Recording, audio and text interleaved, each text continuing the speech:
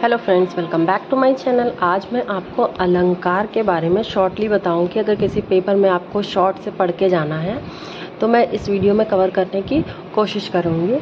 चलिए स्टार्ट करते हैं अपना वीडियो। सबसे पहले अलंकार क्या होता है? तो किसी भी बात को की शोभा बढ़ाने के लिए जिस शब्द का प्रयोग किया जाता है उसे अलंकार कहते हैं। ठीक है, किसी चीज़ को अच्छे से कहना, ये क्या कहलाता है? अलंकार। अलंकार कैसे बना है? संधि से मिलकर अलम प्लस कार। ठीक है, अलंकार।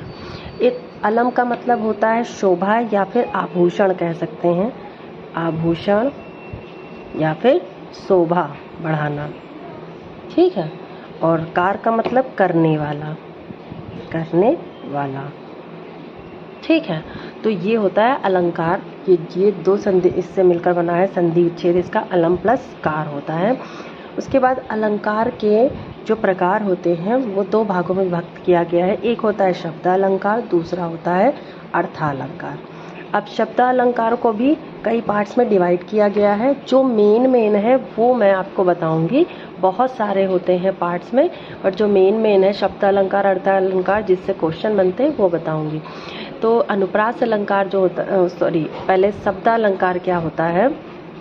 तो शब्दालंकार देखो, शब्दों के हेर फेर से जो काव्य की शोभा बढ़ाते हैं, इधर उधर कर दिया गया तो उससे जो बनता है वो शब्दालंकार होता है। उसमें सबसे पहले क्या है? अनुप्रास अलंकार। अनुप्रास अलंकार आप लोगों ने पढ़ा होगा, जब एक वर्ण की आवृत्ति बार बार हो। एक वर्ण की आवृत्ति बार बार हो तो वो क्या कहलाता है? अनुप्रास अलंकार कहलाता है। उसके बाद यमक अलंकार क्या होता है? यमक अलंकार जब एक शब्द की आवृत्ति हो पर अर्थ अलग अलग हो। इसमें क्या था? एक वर्ण की आवृत्ति होती है। यमक अलंकार में क्या होता है? एक शब्द की आवृत्ति होती है बार बार। ठीक है, उसके बाद है श्लेष्म अलंकार। क्या होता है? शब्द एक पर अर्थ अनेक। एक ही शब्द होगा लेकिन उसके अर्थ अलग अलग जगह पे अलग अलग हो सकते हैं। उसके बाद है वक्रोक्ति अलंकार। वक्रोक्ति का मतलब होता है वक्र प्लस उक्ति से मिलकर बना है वक्रोक्ति। ठीक है, तो किसी बात को घुमा फिरा कर कहना, घुमा फिरा कर कहना, ये कहाँ किस में आएगा? वक्रोक्ति। मतलब वक्र घुमा हुआ होता है इसलिए घुमा फिरा कर कहना आएगा। वीप्सा अलंकार क्या होता है? कि कोई भी दो वर्ण बार बार आए, दो वर्ण बार बार या दो बार आए, दो वर्ण दो बार आए, नहीं, वर्ण दो बार आए। जैसे छी छी बोलते हैं और चल चल ऐसे करके बोलते हैं, तो इस टाइप के जिसमें आएंगे ये वीप्सा अलंकार में होंगे। ठीक है, अनुप्रास में क्या होता है? एक ही वर्ण की आवृत्ति बार बार होती है, जैसे कि होते हैं रघुपति, राघव, राजा, राम। आप लोगों ने सब में एग्जाम्पल पढ़ा होगा। तो इसमें क्या होगा? रघुपति, राघव, राजा, राम। यमक अलंकार में क्या? कनक कनकते सौगुनी, ये आप लोगों ने पढ़ा है। ठीक है, उसके बाद श्लेष्म अलंकार, इसको मैं एग्जाम्पल के तौर पर लिख देती हूँ। इसमें कौन सा एग्जाम्पल? रघुपति वाला, रघुपति, राघव, राजा, राम। इसमें रा की आवृत्ति बार बार हो रही है अनुप्रास अलंकार में। यमक अलंकार में क्या होगा? कनक कनकते सौगुनी, कनक कनक ते सौगुनी, है ना? ये इसका हो गया। उसके बाद कौन सा है? श्लेष्म अलंकार। श्लेष्म अलंकार में क्या होता है? मतलब एक ही वर्ण होगा बट उसके अलग अलग हो सकते हैं। जैसे पानी गए ना उबरे, पानी गए ना उबरे, मोती मानस चून। तो यहाँ पे पानी का अर्थ अलग अलग जगह पर अलग अलग हो सकता है। वक्रोक्ति अलंकार, इस किसी बात को घुमा फिरा कर कहना वक्रोक्ति, और वीप्सा अलंकार मतलब एक वर्ड को 2 बार घुमा फिरा मतलब 2 बार बोलना। उसके बाद है हमारा अर्थालंकार। देखिए अर्थालंकार से पहले देखिए इसमें अर्थालंकार में उपमेय और उपमा की बात कही जाती है और वाचक शब्द की बात कही जाती है। तो सबसे पहले मैं बता दूं उपमा क्या होता है, उपमेय क्या होता है, सॉरी उपमान और उपमेय क्या होता है। तो जो हमारा उपमान होता है, क्या यहाँ लिख देते हैं उपमान। तो मान का मतलब क्या है, जिसका अपना खुद का मान हो, जो किसी वस्तु, जैसे चांद है, कहते हैं चांद सा मुखड़ा, तो मतलब चांद चंद्रमा का एक अपना खुद का एक पहचान है, मान है, तो वो क्या कहलाएगा, उपमान। ठीक है, जो बहुत प्रसिद्ध चीज हो, प्रसिद्ध, बहुत प्रसिद्ध हो, ठीक है, शॉर्ट में। और उपमेय क्या होगा, जिससे तुलना की जाएगी, जिसकी तुलना की जाएगी किससे, उपमान से, मतलब जो हमें दिख रहा है, जो हमें सामने दिखे तभी तो तुलना कर पाएंगे। जैसे हम कोई है बहुत सुंदर है, उसको हम कह रहे हैं चांद सा मुखड़ा है इसका, बहुत सुंदर है, तो कैसे कह पा रहे, जब हम उसको देख पा रहे हैं, हम उसको सामने देख रहे हैं, तभी तो उसकी तुलना हम चंद्रमा से कर पा रहे हैं। तो उपमान जिसका अपना खुद का मान होगा, वो बड़ी प्रसिद्ध चीज होगी, वो उपमा होगा। और उपमेय क्या होगा, जिसकी तुलना की जाएगी। ठीक है, और वाचक एक होता है वाचक शब्द। वाचक शब्द, वाचक शब्द क्या होते हैं, वे शब्द जो समानता या तुलना करने के लिए प्रयोग किया, जैसे चांद सा मुखड़ा, सा है ना, या चांद के समान, जो तुलना करने में, समानता या तुलना में प्रयोग हो शब्द, वो कौन शब्द कहलाते हैं, वाचक शब्द कहलाते हैं। तो ये 3 चीज थी। एक होता है गुण या धर्म साधारण गुण। तो गुण का मतलब होता है कि जो एक समान गुण, अलग अलग गुण, है ना, तो ये गुण तो इतना नहीं, ये 3 चीज़ें इंपॉर्टेंट थी जो मैंने बता दी है अर्थालंकार से पहले, क्योंकि इसमें ये चीज़ आती है कि उपमेय में उपमान की तुलना की जाएगी, वो उस तरह बताया जाएगा, तो इसलिए ये बताया मैंने। अब इसकी बात सबसे पहले आता है उपमा अलंकार। उपमा अलंकार, उसके बाद होता है रूपक अलंकार, उसके बाद होता है उत्प्रेक्षा अलंकार। ठीक है, उसके बाद है भ्रांतिमान, भ्रांतिमान, उसके बाद है अतिशयोक्ति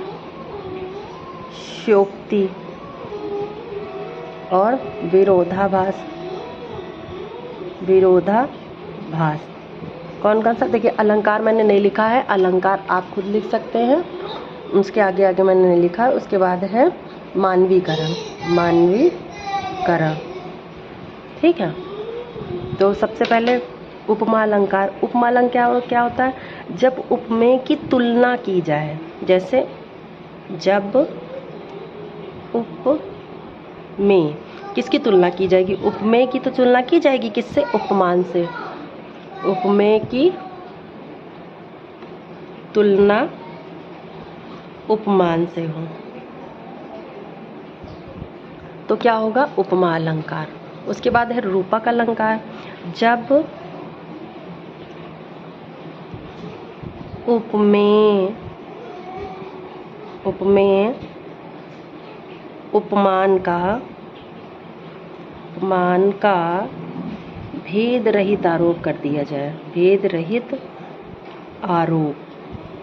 अब देखिए दोनों में अंतर क्या है, उपमा में क्या है, तुलना की जा रही है ना, तुलना मतलब है कि मान लो एक एग्जाम्पल, पीपर पात सरिस मंडोला, क्या, पीपर पात सरिस मंडोला, मतलब पीपल के पत्ते के समान मन डोल रहा है। ठीक है, तो ये क्या होगा, पीपर पात सरिस मंडोला। और रूपक अलंकार में क्या होगा, कह दिया जाएगा वो उसी की तरह है, जैसे कि सीता का मुख चांद है, क्या कह दिया, उसका रूप ही दे दिया है चांद का, तुलना नहीं कर रहा है कि सीता का मुखड़ा चांद के जैसा है, नहीं, ऐसा होगा तो उपमा में आ जाएगा। इसमें क्या कर दिया गया है, सीता का मुखड़ा चांद ही बता दिया गया है सीधे, तो ये रूप दे दिया गया है, तो ये क्या है, रूपक अलंकार। उसके बाद है उत्प्रेक्षा। उत्प्रेक्षा अलंकार पे कहते हैं मानो उसके जैसा है, तो इसमें क्या पहचान है, मनु, मानो, जनु, जानो जरूर आएगा इसमें, ठीक है। जैसे एग्जाम्पल, यही एग्जाम्पल देख लेते हैं। सीता का मुखड़ा मानो चांद जैसा है, चांद जैसा है या चांद है, तो मनु, मानो, जनु, जानो जहाँ आएगा उससे हम जान जाएंगे कि ये उत्प्रेक्षा अलंकार है। उसके बाद भ्रांतिमान अलंकार, मतलब यहाँ पर भ्रांति होगी, संदेह, भ्रांति हो, जहाँ संदेह हो या गलत समझा जाए, इस टाइप का गलत, मतलब वो वाला। जैसे कि एग्जाम्पल देख लो, जैसे ओस बिंदु चुग रही, हंसनी मोती उसको जान, मतलब जो चिड़िया है वो ओस की बूंदों को चुग रही हैं, क्या मानकर चुग रही हैं, मोती मानकर चुन रही हैं, तो यहाँ पर क्या संदेह या भ्रांति हो गई है, तो ये भ्रांतिमान अलंकार। अतिशयोक्ति अलंकार, किसी भी बात को बढ़ा चढ़ा कर कहना, बात को बढ़ा चढ़ा कर कहना ना, अतिशयोक्ति अलंकार है। उसके बाद विरोधाभास अलंकार। विरोधाभास अलंकार में जब दो विपरीत बातें हों, दो विपरीत बातें कही जाएं, मतलब जब से आँख लगी तब से आँख ना लगी, जब से आँख लगी तब से आँख लगी, यहाँ पर मतलब जब से मेरी आँख लगी तब से मैं सोई नहीं, ये मतलब होगा इसका विरोधाभास। दो अलग अलग बातें कही जा रही हैं, ठीक है। मानवीकरण अधिकार में, जिसमें अमानव से मानवीय गुणों की तुलना की जाए, अमानव मतलब जो मानव ना हो उनकी तुलना मानव से की जाए, अमानव की तुलना मानव से हो। जैसे आए बसंत महंत, आए बसंत महंत, मतलब बसंत महान जी आ गए हैं, तो ये क्या है, बसंत महान। इसका जो एग्जाम्पल है थोड़ा सा बड़ा है, देख लो साकेत नगरी, यही स्वर्ग से मिलने गगन में आ रही है, मतलब किसी चीज़ को बढ़ा चढ़ा कर कहना, ये अतिशयोक्ति अलंकार है। तो ये कुछ एग्जाम्पल के साथ मैंने अलंकार को समझाने की कोशिश की है, जो शॉर्टली है, आपको जल्दी से अगर किसी चीज़ का रिवीजन करना है तो इससे कर सकते हो। उम्मीद करती हूँ आपको वीडियो अच्छा लगा होगा, अगर अच्छा लगा हो तो लाइक करें, शेयर करें, सब्सक्राइब करें। मिलते हैं नेक्स्ट वीडियो में, बाय बाय।